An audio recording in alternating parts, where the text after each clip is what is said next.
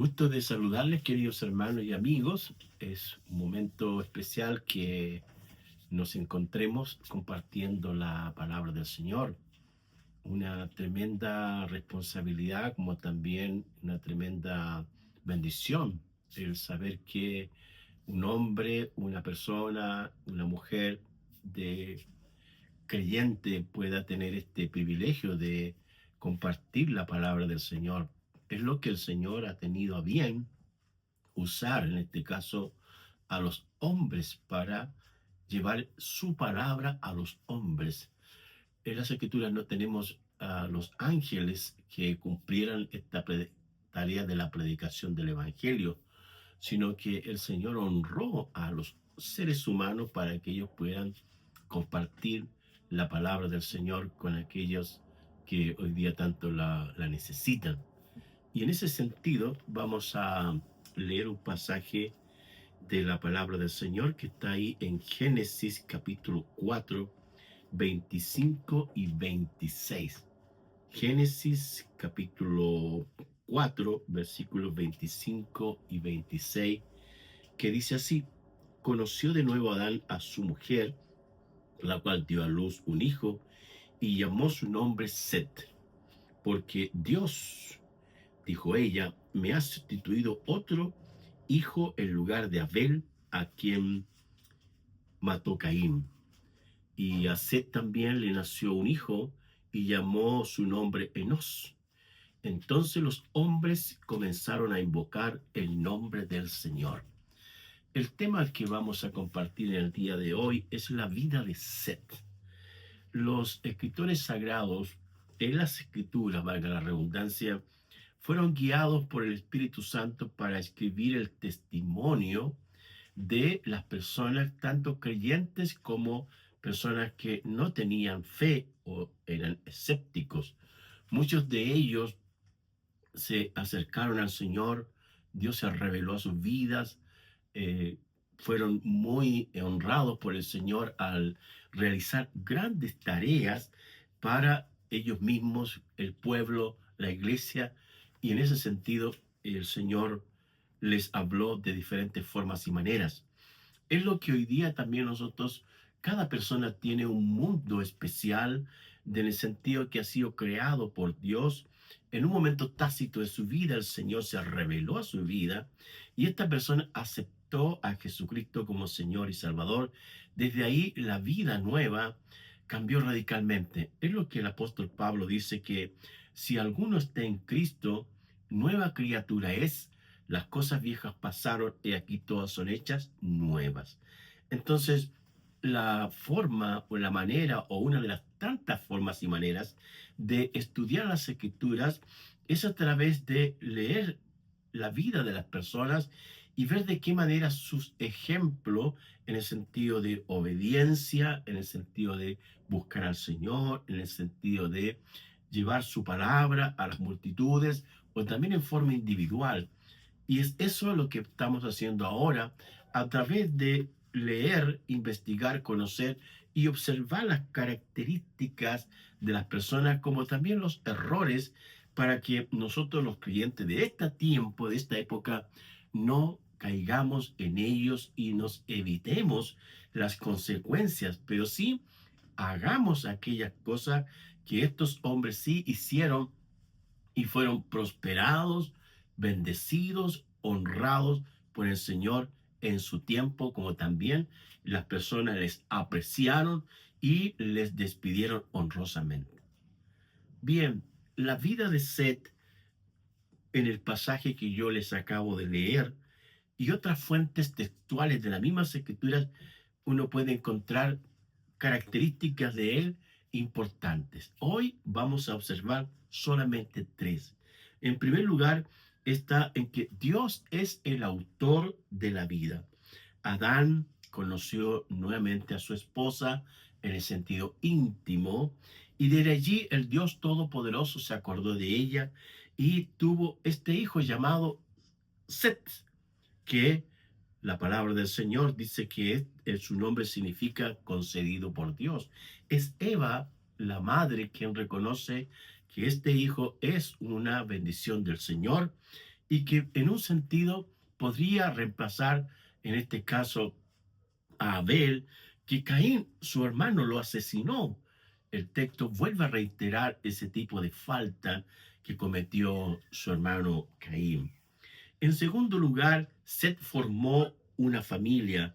El versículo 26 dice que Set conoció a su esposa y engendró un hijo llamado Enos. Entonces, las personas de ese tiempo no solamente tenían oficios terrenales, cumplían con responsabilidades laborales, sino también era muy importante la familia, el formar una familia, el esposo, la esposa y tener hijos, tener estas preciosas personas que el Señor le ha placido, que a través de una unión íntima se conciba la vida y allí vienen los hijos que son herencia del Señor, como dice el Salmo 127.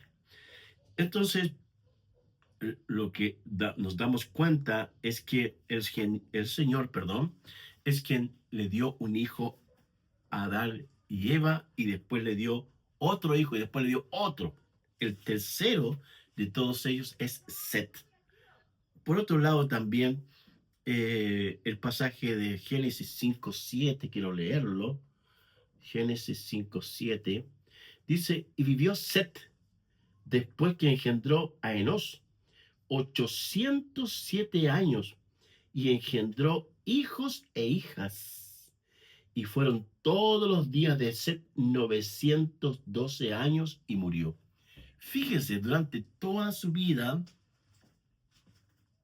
trabajó, sirvió al Señor y al mismo tiempo engendró hijos e hijas. Y se observa que es una gran cantidad de años, 912 años. No es una cantidad menor, pero lo que queremos decir es que este hijo fue honrado por el Señor, en que Dios le dio muchos años de vida hasta que el Señor lo llamó a su presencia. En tercer lugar, los hombres, dice el texto, que empezaron a invocar el nombre del Señor. Qué importante esto. Desde aquí en adelante va a cambiar en un sentido un poco el giro o el acento que quiere dar el autor bíblico a esta expresión. Los hombres empezaron a invocar el nombre del Señor. Eso está en el versículo, en el capítulo 4 de Génesis, versículo 26. En la última frase dice ahí, entonces los hombres comenzaron a invocar el nombre del Señor. Esta expresión es muy importante, el hecho de invocar, de buscar, de clamar, de rogar, de acercarse al Señor, porque las criaturas, nosotros, las personas, Dios ha puesto el espíritu en nosotros que de una u otra manera nos diferenciamos de los animales en el sentido de que podemos hablar y dialogar con el Dios Todopoderoso. Y eso es lo que Dios espera, que nosotros le busquemos, oremos, busquemos en oración, en la lectura de su palabra, meditemos en su palabra y así el Señor va a ir hablándonos sobre qué cosas quiere que hagamos. No solamente que seamos oidores o lectores de las escrituras, que lo cual está bien, sino que seamos hacedores de la palabra del Señor. Ahora, ¿cuáles son algunos de los aspectos que indica la escritura para invocar el nombre del Señor? El primero y más importante de todos es invocar al Señor para la salvación. Veamos algunos textos. El primero de ellos está en Romanos 10:13. Vamos a leer ese pasaje, que es muy interesante. Nos habla de la salvación. Romanos 10:13. Veamos, ahí está. Estamos llegando. Acá está. Dice la escritura, porque todo aquel que invoca el nombre del Señor será salvo. El apóstol Pablo escribe a la iglesia de Roma y hace el énfasis en la importancia de para la salvación, las personas tienen que invocar el nombre del Señor. En otro pasaje de la escritura, En Lucas 19:10 dice el Señor que Él vino a buscar y a salvar lo que se había perdido. Cada persona llegará el día en que va a partir de esta tierra. Pero antes de eso tiene que invocar el nombre del Señor. Muchas veces, por el trabajo pastoral, tanto creyentes como escépticos, uno tiene que hablarle lo que dice el Señor en su palabra. Pero los no creyentes hay que decirles que ellos tienen que invocar el nombre del Señor para su salvación. Jesús significa salvación. Y Él espera que usted y yo le busquemos, le invoquemos para nuestra salvación. Yo lo hice hace muchos años, que invoqué, que clamé al Señor y le pedí que Él fuera mi Señor y mi Salvador. Eso cambió mi vida, dio un giro radical en 180 grados, donde hoy puedo decir que fue el mejor acto, la decisión más inteligente y más impactante en mi vida de invocar el nombre del Señor para mi salvación. También la Escritura nos enseña que hay que invocar al Señor como cristianos. En 1 Corintios capítulo 1-2, 1 Corintios capítulo 1 y 2, los creyentes se caracterizan porque hay gente que invoca al Señor. El 1:2 dice, Pablo le escribe a esta iglesia de Corinto y le dice a la iglesia de Dios que está en Corinto, a los santificados en Cristo Jesús, llamados a ser santos, con todos los que en cualquier lugar invocan el nombre del Señor Jesucristo, Señor de ellos y nuestro. Invocan el nombre del Señor Jesucristo, Señor de ellos y nuestro. Qué importante esto también, que en la reunión de los hermanos, en la reunión de los santos, todos ahí oran e invocan el nombre del Señor.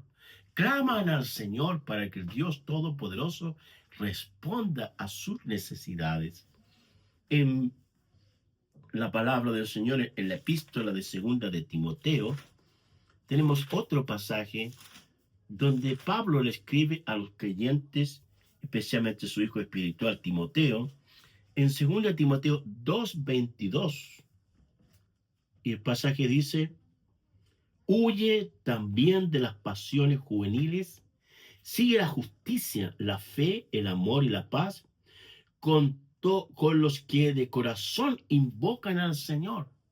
Pablo, hablándole a su hijo espiritual, que se cuide, que se santifique, que sea un hombre puro, recto, verdadero, de fe y de paz, y que constantemente como joven invoque, busque al Señor para que de esa forma pueda enfrentar este mundo inmoral, perverso, que uno lee en las Escrituras y también nos encontramos en el día de hoy.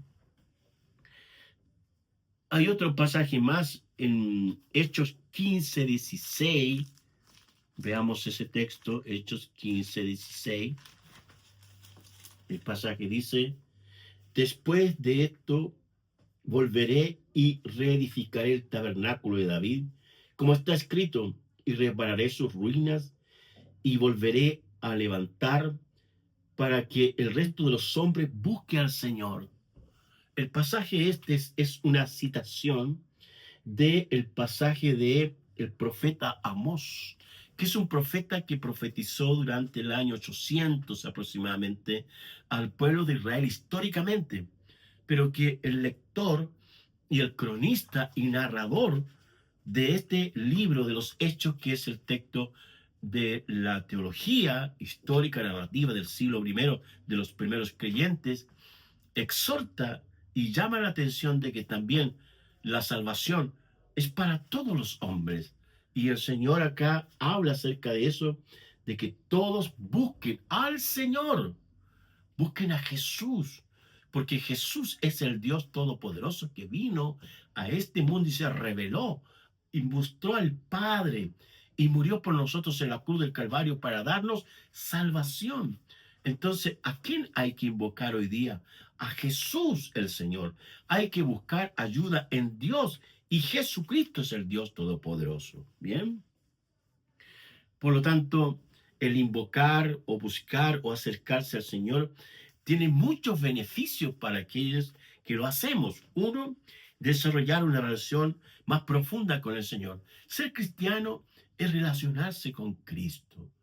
Ser evangélico es conocer el evangelio que está descrito en los evangelios, Mateo, Marcos, Lucas y Juan. Es hacer lo que Jesús dijo que había que hacer. Al mismo tiempo, es comprender mejor la naturaleza de Dios. El Dios Todopoderoso es un Dios de amor, de bondad, de misericordia. Cada día muestra sus bondades para con nosotros que somos sus hijos. En tercer lugar, Dios responde por medio de la oración a nuestras peticiones. Y cada día al Señor nosotros podemos hablarle, conversar con Él, ya sea en la oración o estar acostados y meditar en su palabra. Y allí el Señor, Él nos habla, nos enseña y nos da de su fortaleza. También Él nos ayuda a encontrar la guía que necesitamos. A veces no sabemos qué decisiones tomar en algunos casos, pero si oramos, si leemos la palabra del Señor, el Espíritu Santo nos va a guiar y nos va a ayudar. El pasaje de Romanos capítulo 8 es un texto muy hermoso. Quiero leerlo. Romanos 8:26 dice: y de igual manera el Espíritu nos ayuda en nuestra debilidad, pues que hemos de pedir como conviene, no lo sabemos, pero el Espíritu mismo intercede por nosotros con gemidos indecibles. Dios ha puesto su Espíritu en nosotros cuando invocamos al Señor, y es el Espíritu Santo que nos ayuda a orar correctamente, a pedir de acuerdo a las necesidades y a la voluntad del Padre en todo lo que hacemos. Y al mismo tiempo, Él fortalece nuestro espíritu para vencer las tentaciones. Vamos a tener tentaciones, van a haber pruebas, van a haber enfermedades, van a haber crisis matrimoniales, pero lo que hay que hacer es enfrentarlas. No es salir arrancando, ni llegar y lavarse las manos frente a un problema y decir que esto no tiene solución. Todas las cosas humanas tienen solución. En el Señor no hay nada imposible. Él puede ayudarnos para resolver aquellas situaciones más difíciles en las cuales a veces nosotros nos metemos o nos involucramos indebidamente. Pero si oramos al Señor y le pedimos: Señor, perdóname porque hice esto, Señor, Dios nos perdonará. Y si le decimos: Señor, dame luz, dame claridad, tenemos que sentarnos y resolver en paz nuestras diferencias y aquellas situaciones por el bien de la obra, del matrimonio, de los hijos, y no llegar y decir: esto se acabó aquí y no hay solución. ¿Sabe? Lo único que no tiene solución es la muerte segunda. ¿Qué es la muerte segunda? Lea el libro de Apocalipsis, los últimos capítulos, y ahí usted va a encontrar la respuesta. Finalmente, queridos amigos, la vida de Set se caracterizó porque Dios lo trajo a este mundo con un propósito y un plan. Segundo, Dios lo formó y él también, con la ayuda del Señor, como sus padres, él también formó una familia. Y en tercer lugar, a través de él, los hombres empezaron a invocar el nombre del Señor. Busquemos al Señor, acerquémonos al Señor, oremos al Señor, que Él nos fortalecerá, que nos guiará y nos dará todas aquellas cosas que necesitamos. Padre, en el nombre de Jesús, te damos gracias por tu palabra, por el testimonio de nuestro hermano Seth, que usted, Señor, se lo dio como un hijo de bendición para Adán y Eva, y que ellos, a través de su ejemplo, también Seth más tarde formó su familia, engendró hijos e hijas y vivió muchos años, Señor. Y a través también de su ejemplo y otros más, los hombres empezaron a invocar el nombre del Señor. Qué precioso es buscarte, Señor, leer tu palabra, estar contigo, Señor, y poder compartir tu dulce y maravillosa palabra con todos aquellos que quieren oírla. A veces buscamos y somos selectivos, decimos esta palabra sí, esta palabra no. Señor, tu palabra es luz, tu palabra es el consuelo perfecto, tu palabra nos llama cada día a encontrarnos contigo, Señor. Te bendecimos y te damos muchas gracias por todo, Padre, en el nombre de Jesús. Amén. Que Dios les bendiga.